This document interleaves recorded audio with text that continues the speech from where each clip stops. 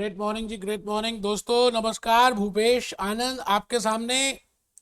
बेटे आज हम लेक्चर नंबर 2 स्टार्ट करने वाले हैं, chapter number 18। We have already started chapter number 18, that what I mean by capital structure, or rather the name of the chapter should be capital structure theories.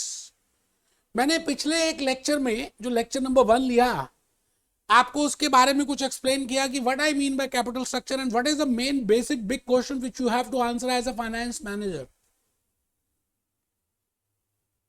Cold drink पीने में अच्छी लगती है, pizza भी अच्छा लगता है बेटे, लेकिन पिज्जा और कोल्ड ड्रिंक पीने से पहले आपको अपनी पॉकेट भी चेक करनी है और अपने हेल्थ के बारे में भी सोचना है। इट मींस आपके पास as a finance manager you have different sources of funds. You can procure from any of those, but each source has its own features in terms of risk and in terms of cost. So as a prudent finance manager, you should firstly look into, before selecting any source, it is better before framing a capital structure, before designing your debt equity mix, it is important that you should, the source which you are selecting, you should find out that how much is the cost and how much is the, and how much is the risk involved in that. And for that there are different theories. We have seen in the last lecture, हमने last lecture में देखा था कि capital structure theories होती हैं जो ये बताती हैं कि ये ठीक है, ये ठीक है, ये ठीक है, अपने अपने विचार, अपनी अपनी बातें फिरंगियों ने, अमेरिकन्स ने दी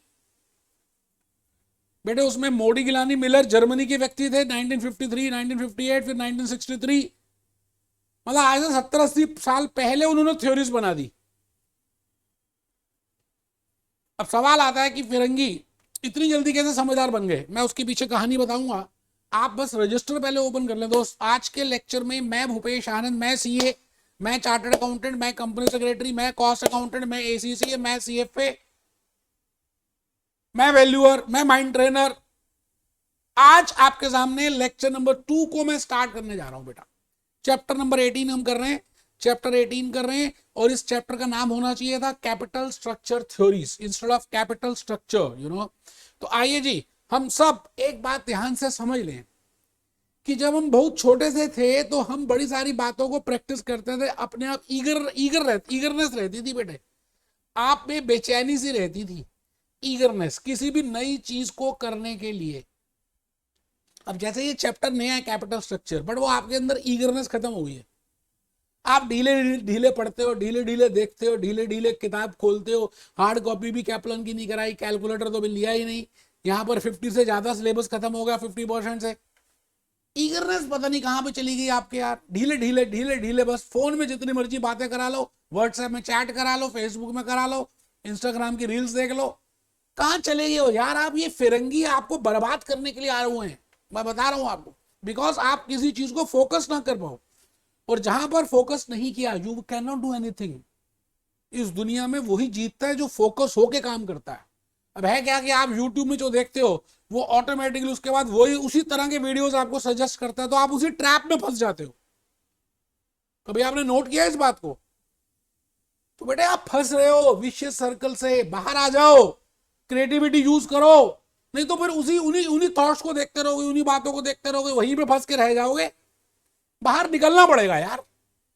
तो मेरी आज के इस विचार के साथ मैं ACC skill level F9 financial management के लिए अपनी कहानी को शुरू करूंगा। और आज के इस लेक्चर में मैंने बताना क्या है, थोड़ा सा सुन लीजिए। देखिए जी, I have given you already the introduction of this chapter की भाई इसका चैप्टर का दिल क्या है, what I want to say, what I want to explain, what I want to tell you in this whole chapter named as capital structure. Basically हमारा पूरा discussion एक ही बात पे आधारित रहेगा कि what should be the debt equity mix or what should be the capital structure of an organisation. Capital structure of an organisation कैसा रहने वाला है, हम उस बात पे अडिग रहेंगे। और जो भी मेरी चर्चा होगी, जब भी मैं डिस्कस करूंगा लेक्चर 2 में, लेक्चर 3 में, लेक्चर 4 में, लेक्चर 5 में, लेक्चर 6 में, लेक्चर 7 में, बेटा इसी चर्चा के आसपास घूमता रहूंगा, इसी की बातें बताता रहूंगा। अब इसको समझाने के लिए बड़े सारे लोग आ गए, कुछ रेलेवेंट थ्योरीज आ गई, कुछ मोडी गिलानी आ गई, फिर मोडी गिलानी का नया वर्जन आ गया, फिर पैकिंग क्रेडिट आ गई, फिर रियल लाइफ प्रॉब्लम। उन सभी ने कुछ लॉजिक्स को समझाने की कोशिश की दुनिया के लोगों को। तो हमें वो समझना है कि वो क्या कहना चाहते हैं। और वो क्या अजम्पशन लेके बोलते हैं, बट जब भी वो कहते हैं तो उसमें उनकी कुछ बातें छुपी होती हैं। तो बेटे मैं आज के इस लेक्चर में आपको ये बताऊंगा कि जो भी कैपिटल स्ट्रक्चर थ्योरीज हमने डिस्कस की हैं अभी तक, या अभी करनी नहीं है, की नहीं बेटे, I have just given you the names. In all those capital structures they have used some concepts, कुछ रिस्क का फैक्टर यूज किया उन्होंने, कुछ कॉस्ट की बातें की, कुछ वैल्यू की बातें की, कुछ वेल्थ की बातें की। तो मैं आज के लेक्चर में आपको कैपिटल स्ट्रक्चर थ्योरीज नहीं बताने वाला।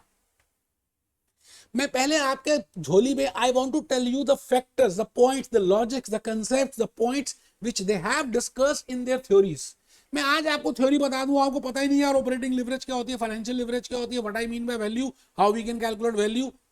तो you cannot understand that capital structure theory. So for understanding that capital structure theory, you should be firstly aware of these basic logics, basic concepts. तो आज का ये जो लेक्चर नंबर 2 है उन्हीं बातों पे आधारित है। आप कमर सीधी करके बैठिए। आप फिर ढीले हो गए बेटे, ढीले नहीं होना। मैं फिर रिपीट करता हूं, आप बिल्कुल अपनी कहानी को, मेरी कहानी को अपनी कहानी समझिए। आज अगर आपने इस 10, 15, 20 मिनट के लेक्चर को ध्यान से सुन लिया तो कैपिटल स्ट्रक्चर थ्योरीज आप अच्छी तरह से बना पाएंगे, समझ पाएंगे। और मेरी देखिए ईमानदारी, लेक्चर 2, लेक्चर 3, लेक्चर 4, 3 लेक्चर्स इन्हीं बेसिक कंसेप्ट को एक्सप्लेन करने में लगा दूंगा। अगर आप बीबीबी देखें, कैप्लॉन देखें, तो उन्होंने स्टार्टिंग इसी से की है जो मैं अब बताने जा रहा हूं। बट आपको ये पता नहीं कि why they have started with this, logic क्या है इसके पीछे स्टार्ट करने से। आइए ना, मैं आपको दिखाई देता हूं। आप क्यों हाथ कंगन को आरसी, क्या आप देखिए ना, उन्होंने स्टार्ट ही कहां से कर दिया बेटे। ये देखो, ये कैप्लॉन ओपन करी है, अब मैं इसके बाद बीबीबी ओपन करता हूं, तो देखिए इन्होंने स्टार्टिंग ही कहां से कर दी, चैप्टर 18 की। मैं तो ये कहता हूं जी, आपको लॉजिकली बात समझ नहीं आ सकती जब तक आप कंसेप्ट वाइज रिलेट ना करें चीजों को। अपनी मर्जी से जो मर्जी चैप्टर करते हैं तभी फेल हो जाते हैं। भूपेश आनंद की बात समझते नहीं। ये देखिए जी, चैप्टर नंबर 18, ये रहा चैप्टर नंबर 18, ये लो कैपिटल स्ट्रक्चर है। इसमें we will be discussing these learning outcomes. ये सारे लर्निंग आउटकम्स हम डिस्कस करेंगे। Operating gearing, financial gearing, interest gearing. Gearing का मतलब ही नहीं पता आपको। जैसे हम गाड़ी में 5वां गियर लगाते हैं, 5th गियर तभी लगता है जब गाड़ी की बड़ी ज्यादा स्पीड हो और बीच बीच में ब्रेकर ना आ रहे हो, रेड लाइट ना आ रही हो। हाईवे में जब जाते हैं तो बेटे 5वां गियर लगता है। दिल्ली में या ऐसी पॉपुलेटेड सिटी में या पॉपुलेटेड रोड में कभी गियर नहीं लगता। तो what I mean bye gear, what I mean bye operating gear, what I mean by financial gear, what I mean bye interest gear. क्योंकि अगर गियर लगाओगे तो उसका मजा भी आएगा, लेकिन हर मजे की रिस्क भी है। जब आप गाड़ी तेज चला रहे हैं तो एक्सीडेंट होने का भी तो रिस्क है। हाँ, गाड़ी में अंदर बैठे हैं, कोई साथ में आपके बैठा है और स्पीड तेज चल रही है, उसका मजा भी अलग है। So as a finance manager, whenever you want to select the capital structure, whenever you want to find out the optimum debt equity mix, so there are some risk and the cost. So today's lecture will be devoted towards that only. But उन्होंने क्या किया, directly company value निकाल दी और ये बता दिया, है ना। थ्योरी तो बाद में बताएंगे। देखिए आप, मैं बेटे झूठ थोड़ी बोलूंगा, आपके सामने है कैप्लॉन, आपके पास है, आप चेक कर लीजिए भाई साहब। ये देखिए, इन्होंने बस स्टार्टिंग ही कर दी ऑपरेटिंग लेवरेज से। अब आप डायरेक्टली यहां से पढ़ेंगे तो आपको पता ही नहीं चलेगा कि why they have started with operating leverage. Yes, it is okay, this concept has to be understood, but the point is why we are firstly going for that. So I have given you the logic that firstly we will be going for the capital structure theories. What is the main big question in that? And how that question is to be answered. And when I want to answer that, there are some terms, there are some logic, there are some concepts which are used in those theories, in these theories. So the point is, मुझे वो बताना है। आप देखिए ना मेरे juice notes में, बेटे आपने तो हार्ड कॉपी ना जूस नोट्स की भी नहीं निकलवाई हुई। क्या बताऊं मैं बेटे, आप पता नहीं इतने ढीले थे नहीं यार, हैं। स्किल लेवल में आए आप ढीले हो गए। चैप्टर नंबर 18 कैपिटल स्ट्रक्चर, मैं ये सारे लर्निंग आउटकम्स मैंने कॉपी पेस्ट किए बीबीबी कैप्लॉन से। और आप देखिए मैंने पूरे चैप्टर में 3 ही कंसेप्ट लिखे हैं। पहला कंसेप्ट है लिवरेजेस, दूसरा कंसेप्ट है capital structure theories, third concept है capital structure and discount rates. बेटे बड़ी मेहनत से आपके सामने मैंने लिवरेजेस बनाई है। ये नोट्स ना तो कैप्लॉन के हैं, ना बीबीपी के हैं, ना बेकर के हैं, भूपेश आनंद के नोट्स हैं बेटा। ये केस स्टडीज भी भूपेश आनंद की है। ये पूरी केस स्टडी, पूरे नोट्स मैं लेक्चर नंबर 3 में डिस्कस करूंगा, जब मैं आपको पूरा डिटेल में बताऊंगा। एक रिस्क का एक चैप्टर बनाकर, एक रिस्क का फ्लो चार्ट प्रिपेयर करके धीरे धीरे धीरे धीरे धीरे धीरे एक एक बात को समझेंगे, एक एक बात को करेंगे। मैंने आपके लिए बड़ी अच्छी प्लानिंग की है। बस पॉइंट ये है कि आप साथ साथ लिखते जाएं बेटे, तब तो अच्छा भी रहता है ना। तो आइए मेरे बेटे, रजिस्टर ओपन कर लीजिए। देखिए, खाली बैठकर सुनना 10% आएगा, आप बैठकर सुनेंगे और लिखेंगे तो 50% करेंगे। और जब आप सुनेंगे, लिखेंगे और उसके बाद होमवर्क करेंगे, प्रैक्टिकल करेंगे, कैलकुलेटर से देखेंगे, समझेंगे, तो 90% आप रिटेन कर पाएंगे। बेटे ये माइंड की पावर्स होती है। तो आप फर्स्ट पॉइंट इस समय लिख रहे हैं, मैंने क्या लिखा रिलेशनशिप के लिए, मैंने कहा लेक्चर नंबर 2 दे रहा हूं, for understanding the concept of capital structure theories following concepts are of importance for understanding theories of capital structure, because we want to read capital structure theories. We want to see what Modigliani and Miller want to say. We want to see what are the relevant theories. We want to say what is packing credit theory and what are the assumptions being used. But for that I have to be aware of these concepts. बेटे ये concepts पता होने चाहिए। तो पहला concept तो मैं कहता हूं आप ये लिखिए जी, ए, मैंने गलती से नीचे लिख दिया है, आप ए लिखिए, objective of common stockholders. We have discussed in chapter number 1 that what is the main objective of financial management. So the point is, whenever I want to understand the capital structure theories, you should be aware of what is the objective of equity shareholders. We will see to that.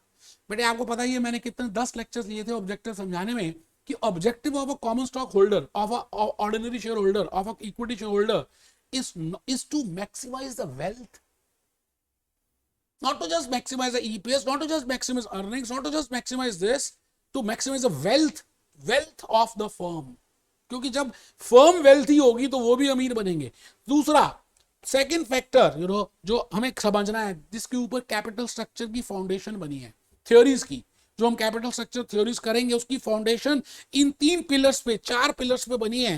ये देखिए जी, ये देखिए, ये देखिए, ये fourth और ये third और ये फोर्थ पिलर लिख लीजिए मेरे दोस्त। पहले ए पिलर लिखिए, objective of common stock holders, फिर बी पॉइंट लिखिए, रिस्क एंड लिवरेजेस, फिर सी पॉइंट लिखिए, price slash value of firm, और फिर फोर्थ पिलर लिखिए, रिस्क एंड रिटर्न रिलेशनशिप। बेटे चारों पिलर्स अगर आपको लॉजिकली समझ आ गए तो मैं जब lecture number 5 onwards capital structure theories कराऊंगा, बेटे लेक्चर 2 इसी में डिवोट कर रहा हूँ, लेक्चर 3 भी इसी में डिवोट कर रहा हूँ, फिर लेक्चर 4 टेस्ट यू अंडरस्टैंडिंग में इसी में डिवोट करूंगा, उसके बाद आऊंगा कैपिटल स्ट्रक्चर थ्योरीज में जब लोहा पूरा गर्म हो जाएगा। मैं आपसे पूछता हूँ जी, पिलर नंबर 1 आपसे पूछ रहा हूँ, what is the pillar number 1? This is, let it be pillar number 1. These are the 4 pillars on which capital structure theories are being based. So what is my pillar number 1?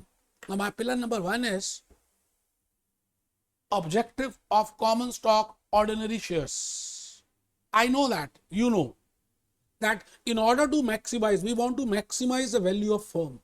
We want to maximize equity holders को क्या चाहिए, उनका objective क्या है, क्यों उतना risk ले रहे हैं, क्यों पागल हो रहे हैं, क्यों अपनी पूरी जिंदगी के पैसे वो कंपनी के में इन्वेस्ट कर रहे हैं और रिस्क लेने को तैयार हैं।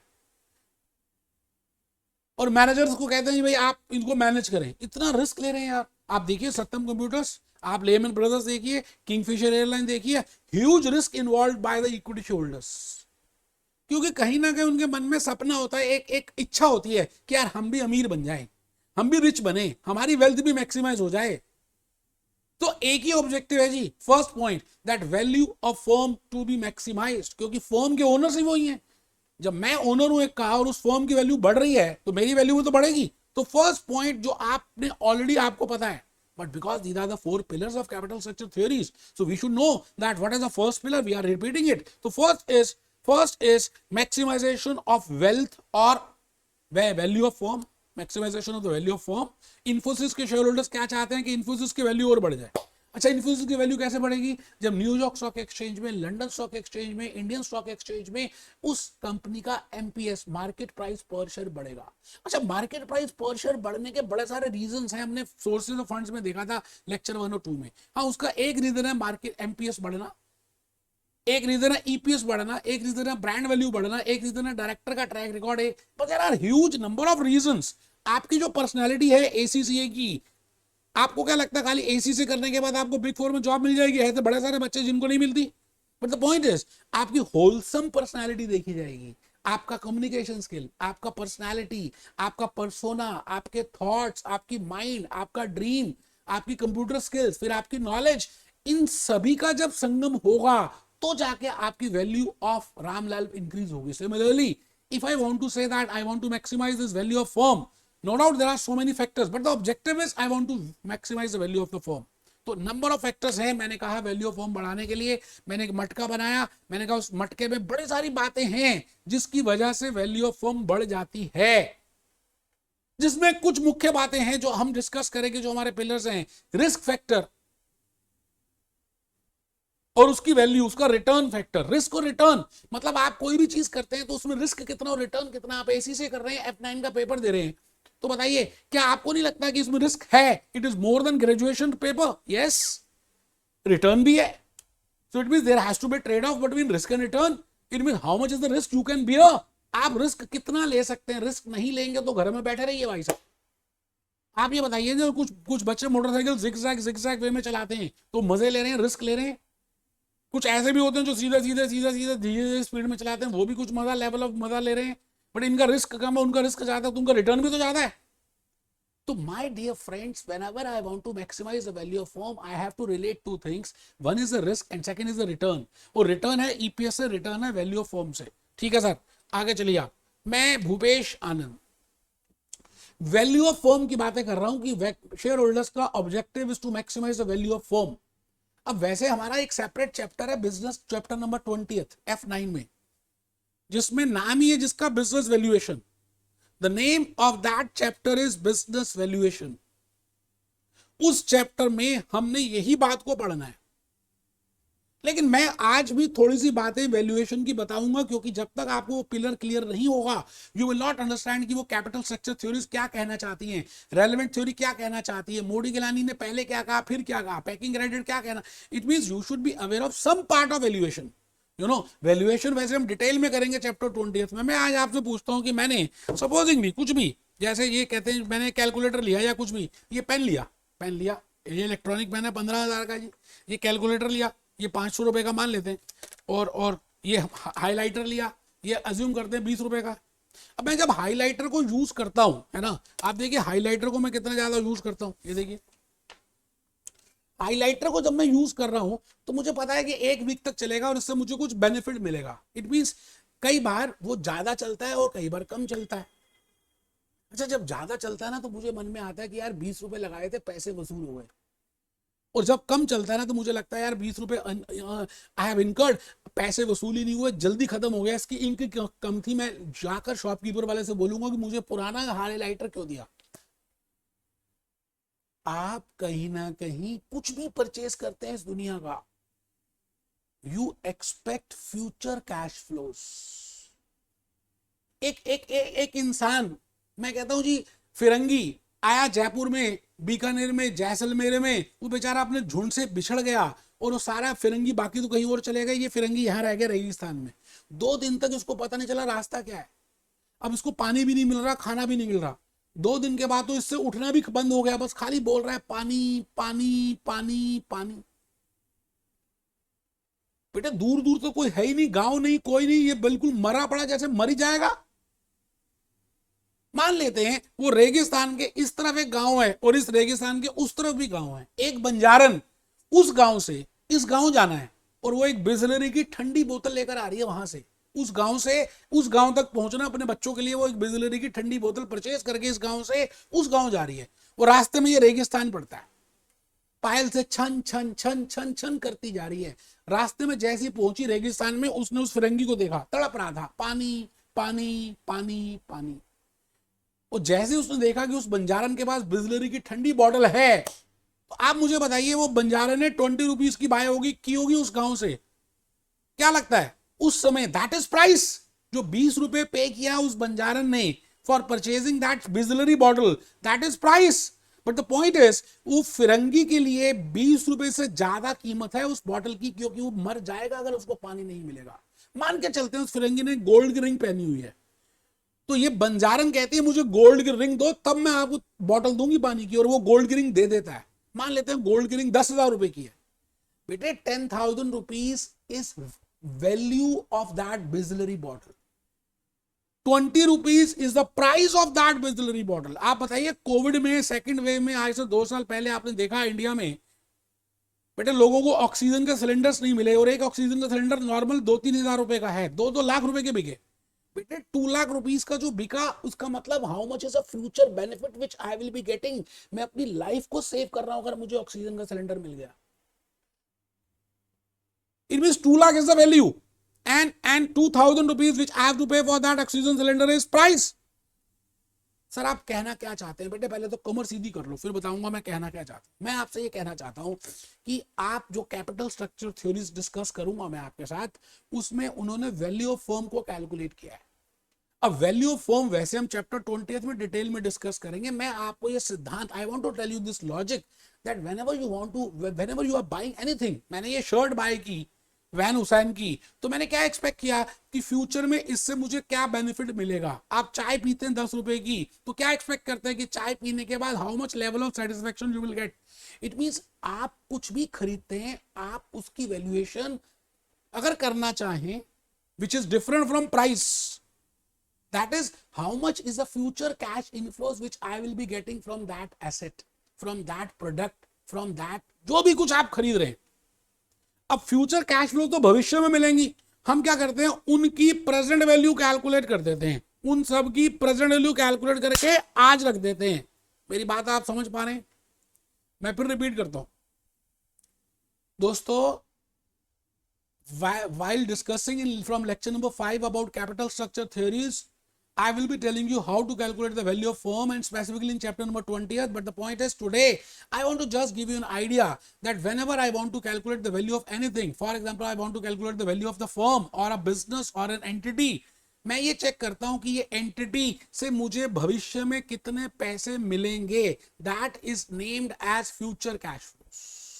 उनकी आज अगर मैं प्रेजेंट वैल्यू कैलकुलेट कर दूं, क्योंकि वो तो फ्यूचर में मिलेगा, मैं प्रेजेंट टेंस में खड़ा हूं, that is the value of the firm. ठीक है जी, आप लिखिए। थर्ड पॉइंट नहीं लिखा तो आप बेवकूफ है, कमर सीधी नहीं करके बैठे तो मां बेवकूफ है, मर्जी आपकी है भाई साहब। Friends, in chapter number 20 we will be discussing in relation to business valuation, but I will be discussing some of the relevant part of valuation so that we can understand the concept of capital structure theories. कितनी मेहनत की होगी यार, आप सोच भी नहीं सकते। अब वैल्यूएशन के पीछे कुछ सिद्धांत हैं। I have already given you example of Bisleri, मैंने आपको अभी अभी एक एग्जांपल दिया बिजलरी बॉटल का, है ना, just to tell you what is the difference between price and value. And then I have given you example of oxygen cylinder while COVID second wave in India, 2 साल पहले जो हुई थी। तो मैं आपसे ये कहना चाहता हूं कि आपको ये पता होना चाहिए कि प्राइस क्या और वैल्यू क्या है। अच्छा, वैल्यू निकालने के लिए हम क्या करते हैं, जो भी भविष्य में हमें बेनिफिट्स मिलते हैं, all the benefits which I will be getting in future by और फ्रॉम। आप ये बताओ, इक्विटी शेयर जब आप बाय करते हो तो why you want to buy equity share? Because you are thinking that if I buy equity scrip of common stock of this Infosys, how much dividend I will be getting, how much of market price increase I will be there, how much is a bonus shares I will be getting, how much a preemptive right I will be getting। कहीं ना कहीं आप उस share के benefits को check करते हो कि अगर मैं आज इसका ओनर बन गया तो मुझे इससे क्या क्या बेनिफिट्स मिलेंगे। आप उन सभी बेनिफिट्स की प्रेजेंट वैल्यू अगर निकाल दो और टोटल कर दो तो बेटा ये चीज जो आएगी that is present value, that is value of equity share. Similarly you can calculate value form for, मैंने आपको बताया, मैंने हाइलाइटर के लिए निकाला, इलेक्ट्रॉनिक पेन के लिए निकाला। आप इस दुनिया में कुछ भी, आप अपनी वैल्यू भी निकाल सकते हो। एसीसी बनने के बाद आप बिग 4 में करते हो, इतने जॉब स्केल, इतना पे स्केल मिलेगा, फिर आपका इंक्रीमेंट होगा। सपोज करते हैं आपकी वाइफ का भी एसीसी है, वो भी बिग 4 में काम करती है, ठीक है, आपके बच्चे भी एसीसी बन जाएंगे, तो आप अपनी पूरी वेल्थ निकाल सकते हो कि अगर 80 ईयर्स तक की लाइफ एक्सपेक्टेंसी है, how much will the maximum amount you will earn and that will be your value. उसकी अगर प्रेजेंट वैल्यू कैलकुलेट करें तो बेटे इस दुनिया में हर चीज की वैल्यू निकल सकती है। नरेंद्र मोदी जी ने एक दिन पहनी थी वो सोने वाली जैकेट और लाखों करोड़ों में बिकी, उसकी वैल्यू अलग है। So the point is, whenever I want to calculate the value, I want to find out what are the future benefits I will be getting। तो मैंने एक बड़ा प्यारा सा चित्र बनाया, टाइमलाइन बनाई। मैंने कहा ये एंटिटी है, इसका नाम है इन्फोसिस। इन्फोसिस अगर कोई कंपनी खरीदना चाहती है, मान लेते हैं टीसीएस खरीदना चाहती है, Tata Consultancy wants to buy Infosys, तो टाटा कंसल्टेंसी के फाइनेंस मैनेजर्स अपने माइंड में ये सोचेंगे कि आज अगर हम इन्फोसिस को खरीद लें तो हमें फ्यूचर में इन्फोसिस की वजह से कितने फ्यूचर कैश इनफ्लोस होंगी, और उसकी अगर हम टोटल कर दें और उसकी प्रेजेंट वैल्यू निकाल दें तो इसकी वैल्यू आ जाएगी. It means you can, value entity, you can value the firm, you can value the cup of tea, you can value anything. कुछ भी वैल्यू कर सकते हैं. मैं आज आपको सिंपल सी बातें थोड़ी सी बता रहा हूँ. चैप्टर 20 में तो डिटेल में बताऊंगा. ठीक है सर. अब मार्केट वैल्यू ऑफ कंपनी जो मुझे प्रेजेंट वैल्यू कैलकुलेट करनी है ना, क्योंकि इसकी लाइफ परपीचुइटी तक होती है. हमें तो नहीं पता कि लाइफ एंटिटी की क्या है. Always going concern concept, Solomon versus Solomon. तो जब हम परपीचुइटी की किसी भी चीज की परपीचुइटी में वैल्यूएशन निकालते हैं तो फॉर्मूला क्या होता है? We have already seen in cost of equity, in so many chapters we have already seen. तो उसकी वैल्यू निकालने के लिए हम क्या करते हैं कि भाई हम करते हैं कि फ्यूचर में क्या इनफ्लोस मिलेंगी, ये न्यूमरेटर है. और क्योंकि ये फ्यूचर कैश इनफ्लोस परपीचुइटी तक मिलेंगी, भविष्य काल तक मिलेंगी, इनफाइनाइट तक मिलेंगी, so we want to find out कि भाई इसमें डिस्काउंटिंग रेट कितना है. तो 1 + k ही नहीं करते, बिकॉज हमें फ्यूचर परपीचुइटी तक चाहिए. तो we do future cash flows divided by KW, that is numerator upon denominator, that is numerator upon denominator, that is numerator upon denominator. तो आप पहले इसको फॉर्मूले को लिखिए. ऑलरेडी लिखा हुआ है हमने, फिर भी आप लिखिए. Market value of a company, किसी की वैल्यू निकालनी है और वो परपीचुइटी तक होगा. जैसे डिविडेंड की, शेयर की वैल्यू निकालनी है और मुझे पता है dividend will be fixed for perpetuity. और इंटरेस्ट डिबेंचर के केस में, बॉन्ड के केस में, इररिडीमेबल डिबेंचर्स के केस में आपने किया था that whenever I want to calculate the value of that irredeemable debt, we know that this is the interest which a holder will be getting up to perpetuity. तो interest upon KD, getting my point. तो ऐसे ही हम उसकी value निकाल सकते हैं. तो value of the firm will be equal to future cash flows upon KW. अब एक है न्यूमरेटर और एक है डिनोमिनेटर, सीधी सी बात है.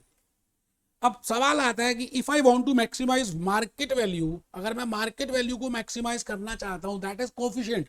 If I see simple mathematics, coefficient is this is numerator and this is denominator. आराम से बेटे, ये तो कोफिशिएंट है, ये न्यूमरेटर है और ये डिनोमिनेटर है. अब मुझे कोफिशिएंट को बढ़ाना है. कोफिशिएंट को बढ़ाने के दो रास्ते हो सकते हैं, या तो न्यूमरेटर बढ़ जाए और या डिनोमिनेटर कम हो जाए.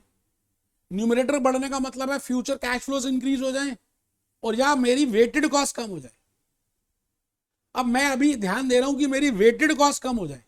अच्छा, वेटेड कॉस्ट कम होने के लास्ट क्लास में मैंने बताया था कि अगर मैं चीपर सोर्स ऑफ फंड ले लूं, जैसे debt is a cheaper source of fund as compare to cost of equity, तो अगर मैं डेट का प्रोपोर्शन बढ़ा दूं तो अल्टीमेटली मेरी वेटेड कॉस्ट कम आएगी. जब वेटेड कॉस्ट कम आएगी तो डिनोमिनेटर भी कम आएगा. जब डिनोमिनेटर कम आएगा तो मेरी मार्केट वैल्यू का कोफिशिएंट बढ़ जाएगा. पहले बताओ मैथमेटिकली तो ठीक कह रहा हूं ना. हाँ, वो हम कितना कम करते हैं, कितना बढ़ाना चाहिए, वो कैपिटल स्ट्रक्चर थ्योरीज बताएंगी. अभी हम मैथमेटिकली कुछ प्रूव कर रहे हैं. ठीक है सर, बहुत बढ़िया. तो यहां लिख लें, न्यूमरेटर इंक्रीज करेंगे या डिनोमिनेटर डिक्रीज करेंगे, तभी आपका कोफिशिएंट बढ़ेगा. That is market value of firm will increase.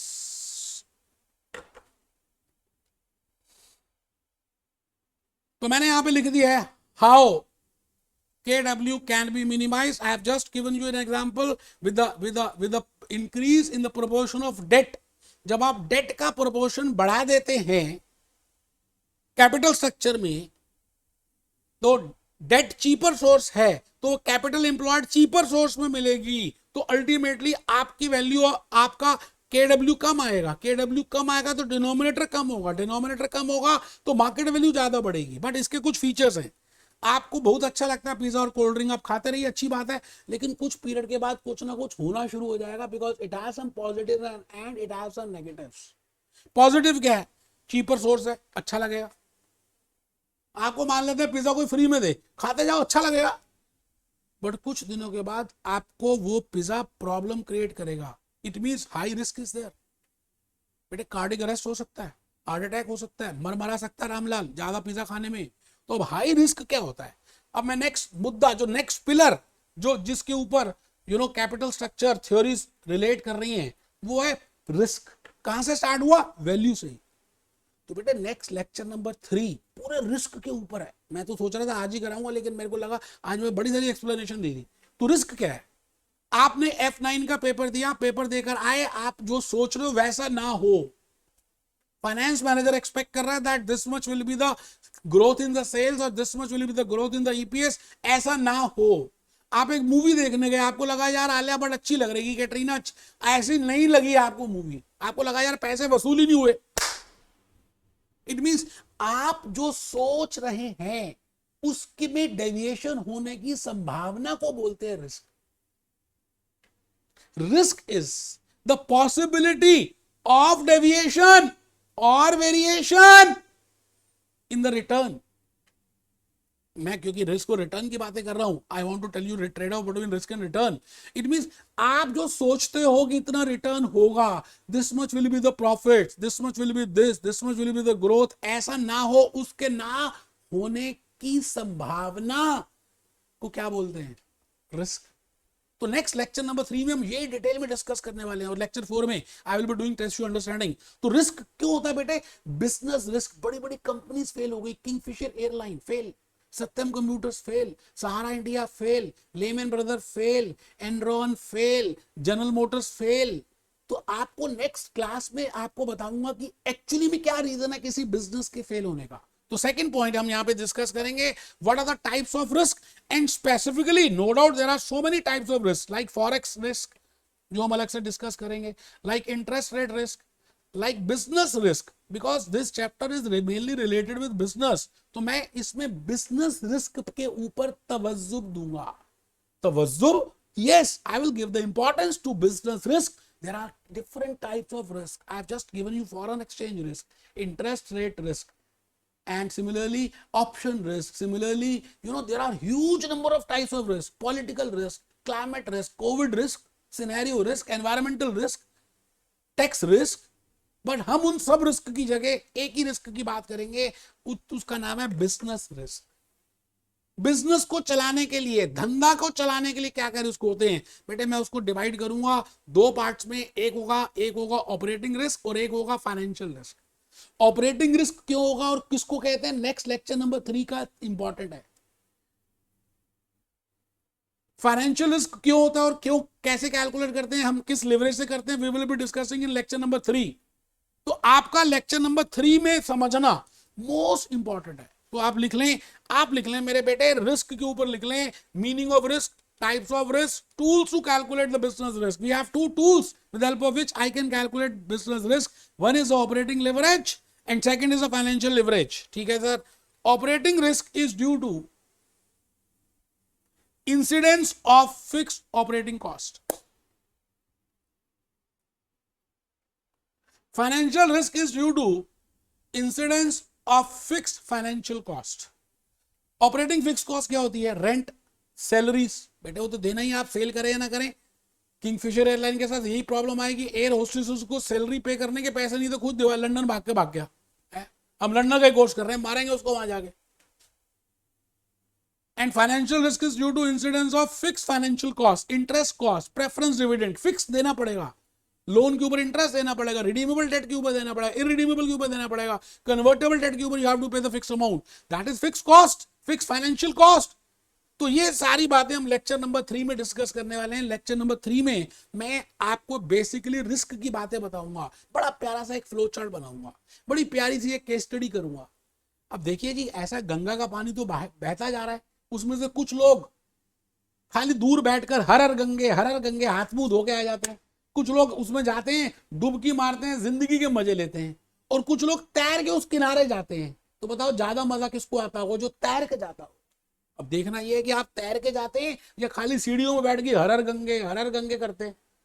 बेटे गंगा बहेगी, लेक्चर 3 लेक्चर 4 में आप पकड़ लेना, नहा लेना, तैर लेना, ऐसे मत बैठना ढीले ढीले होकर। तो लेक्चर 3 में एक तो फ्लो चार्ट में बनाऊंगा, और उस फ्लो चार्ट में I will be discussing with about gearing का मीनिंग, लिवरेज का मीनिंग, बिजनेस रिस्क का मीनिंग, और फिर एक बड़ी प्यारी सी केस स्टडी एक्सप्लेन करूंगा। यार आप जरूर वो केस स्टडी करना, आपको सच में कह रहा हूं, सब पूरा चैप्टर 18 समझ आ जाएगा अगर आपने उस केस स्टडी को ध्यान से सुना और किया। और लिखा मैंने, प्लीज राइट एंड सॉल्व, देखो मैंने हाईलाइट कर दिया, क्योंकि मैं जानता हूं ना आप लोगों को, आप ढीले पड़ जाते हो, आपके में कैपेबिलिटी है लेकिन ढीले हो जाते हो।